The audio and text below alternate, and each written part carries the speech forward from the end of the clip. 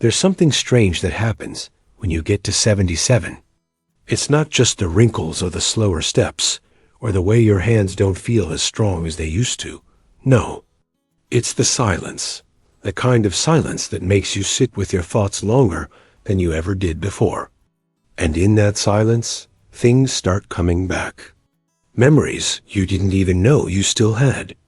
Moments you brushed past like they were nothing. Conversations you cut short. People you thought would always be there.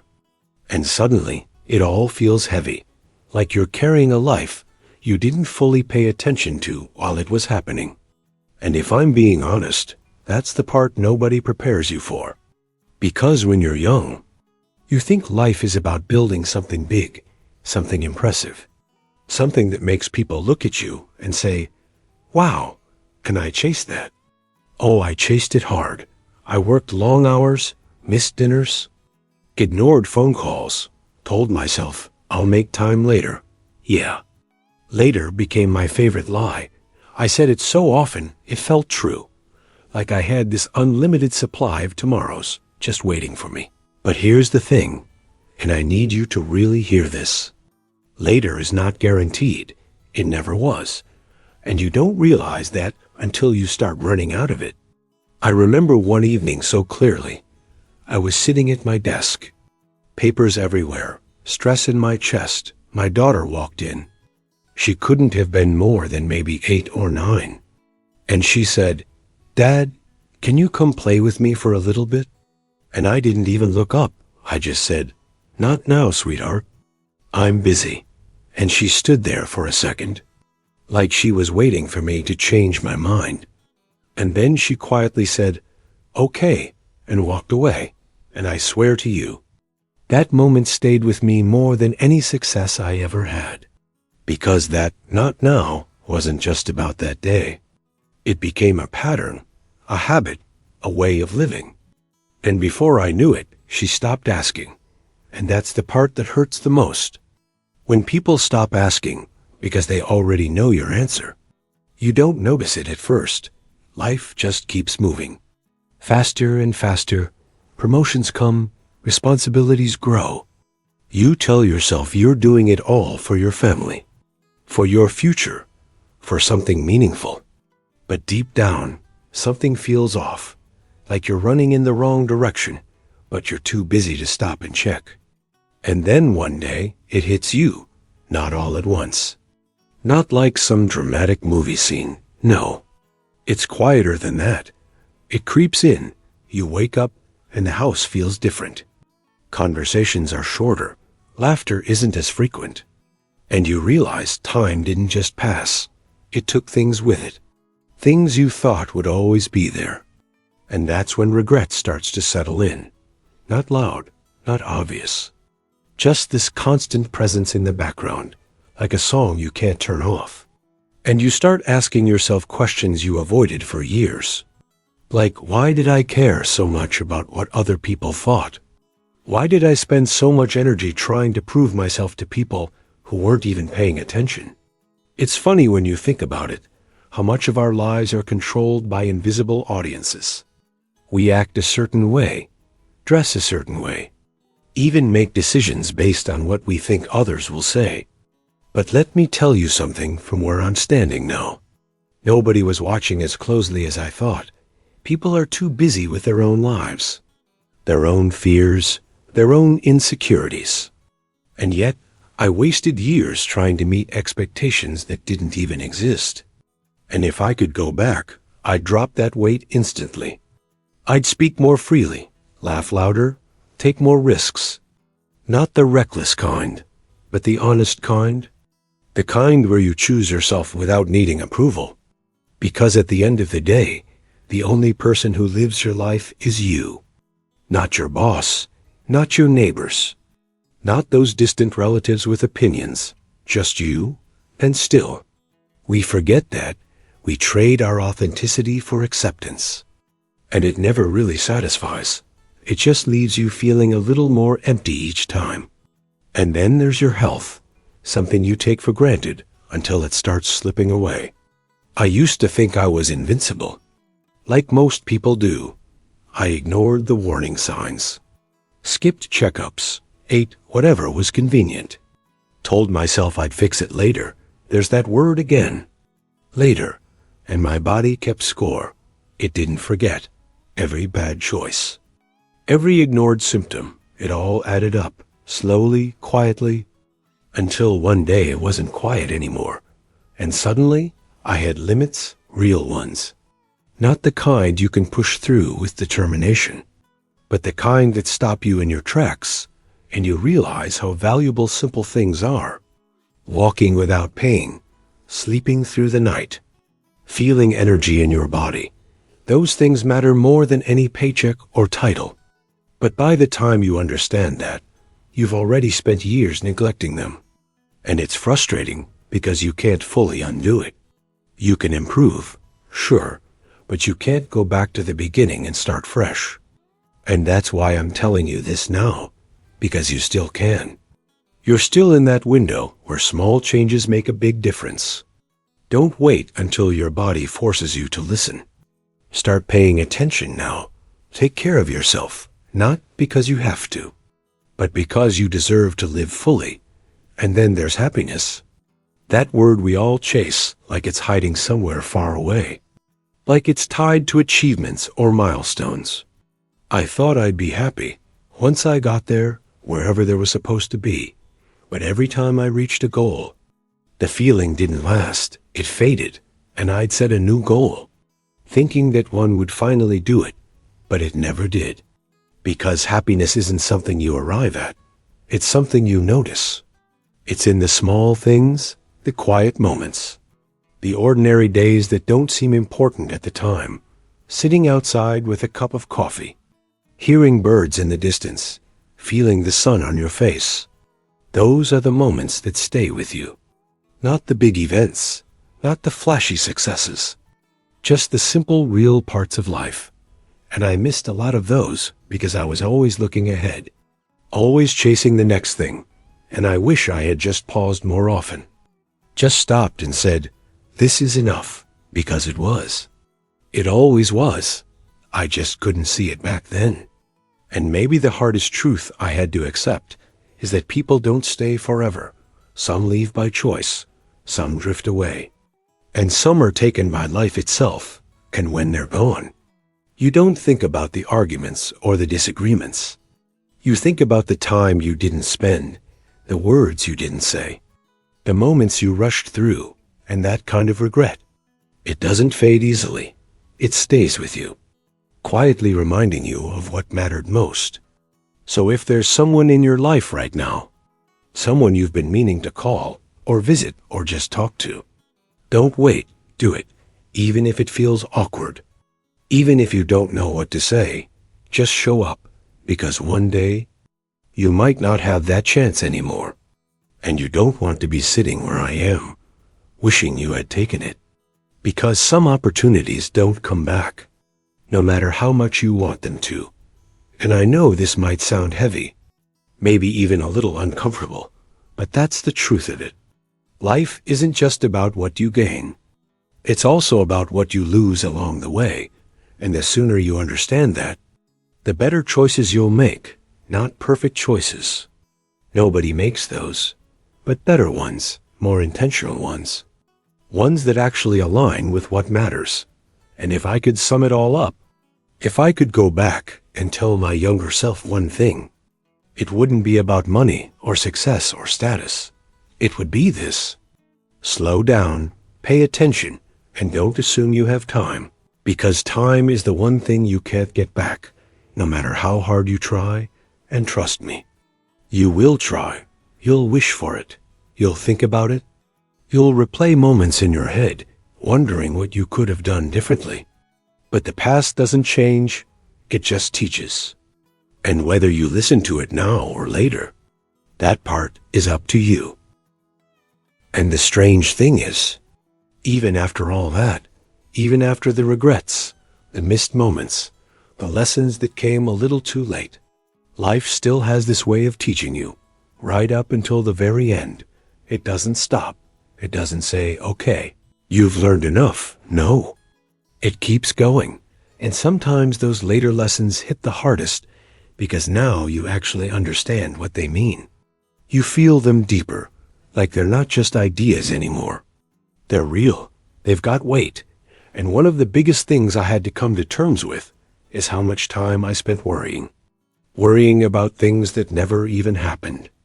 Worrying about outcomes I couldn't control. Worrying about losing things I didn't even have yet. It's exhausting when you think about it. How much of your life can be drained by fear of the future? And I used to live like that, always planning, always thinking 10 steps ahead, always trying to avoid failure or embarrassment or loss. But what I didn't realize back then is that in trying so hard to protect myself from pain, I was also blocking out joy, real joy, the kind that comes from being present, from taking risks, from allowing yourself to experience life without constantly analyzing it. And I wish I could go back and tell myself to relax a little, to loosen that grip, because control, it's an illusion. You think you have it, but you don't, not really. Life does what it wants. It changes direction without asking you. It brings people in and takes them out. It gives and it takes. And the more you try to control every detail, the more frustrated you become when things don't go your way. And trust me, they won't always go your way. So instead of fighting that, I wish I had learned to flow with it, to adapt, to accept that not everything needs to be perfect to be meaningful. And speaking of perfection, that's another trap I fell into for way too long. This idea that everything had to be just right before I could be satisfied, before I could feel proud, before I could relax, and that mindset, it steals your peace, because nothing is ever perfect. There's always something you could have done better, something you could improve, and if you keep chasing that, you end up never feeling good enough, no matter what you achieve, and I lived like that for years. Always pushing, always striving, never pausing to appreciate what I had already done. And now, looking back, I see how unnecessary that was, how much pressure I put on myself for no real reason. And if I could change that, I would. I'd allow myself to be human, to make mistakes without turning them into personal failures, to accept that good enough is sometimes more than enough. And maybe that's something you need to hear too, because I know how easy it is to get caught in that cycle, especially these days, where everything feels like a competition, like you're constantly being compared to others, their success, their lifestyle, their achievements.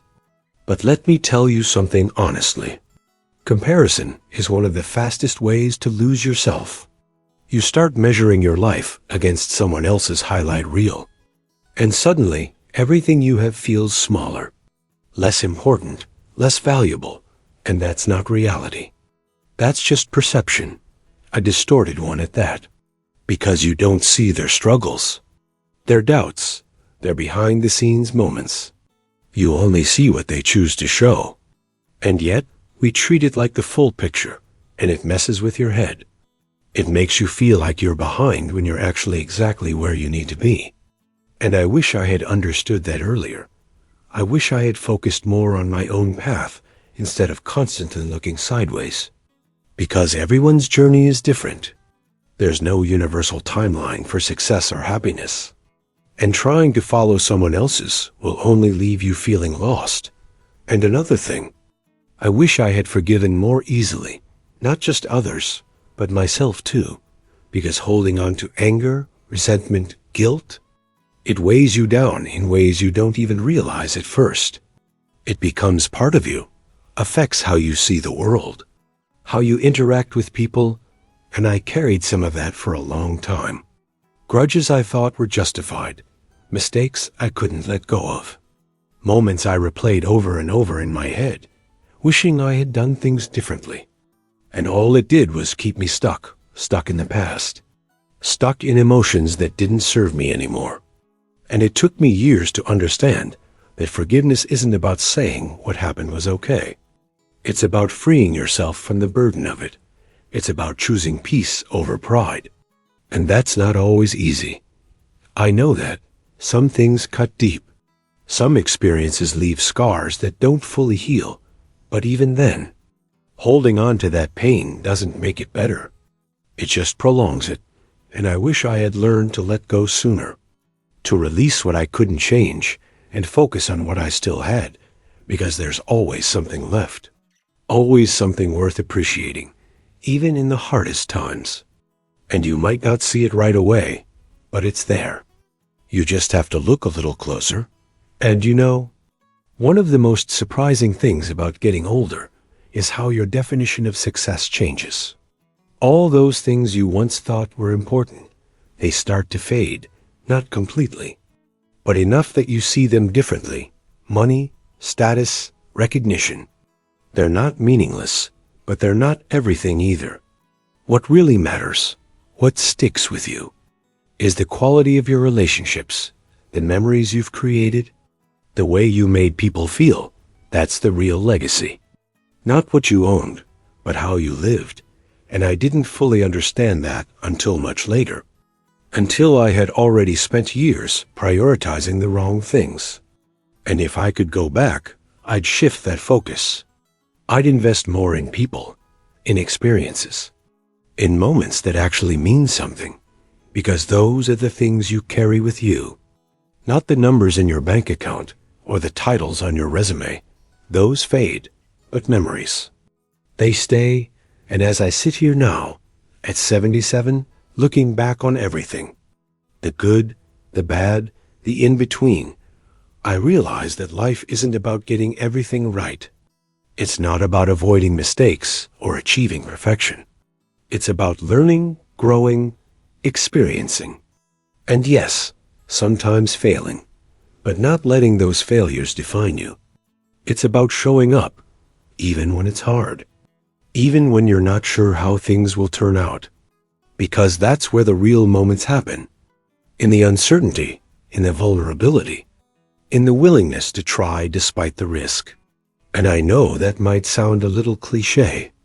Maybe you've heard something like that before. But there's a difference between hearing it and understanding it.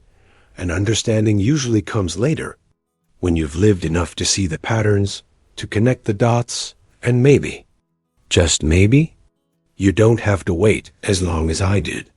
Maybe you can take something from this, something small, something simple, and apply it now, not tomorrow, not next week, but today. Because that's really what this all comes down to.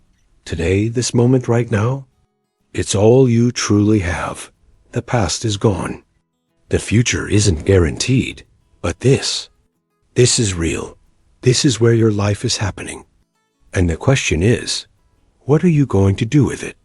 Are you going to rush through it like I did, always looking ahead, always waiting for something better? Or are you going to slow down, pay attention, appreciate what's in front of you, even if it's not perfect, even if it's not exactly what you imagined, because perfection isn't the goal. Presence is being here, fully, honestly, without distractions pulling you away from what matters.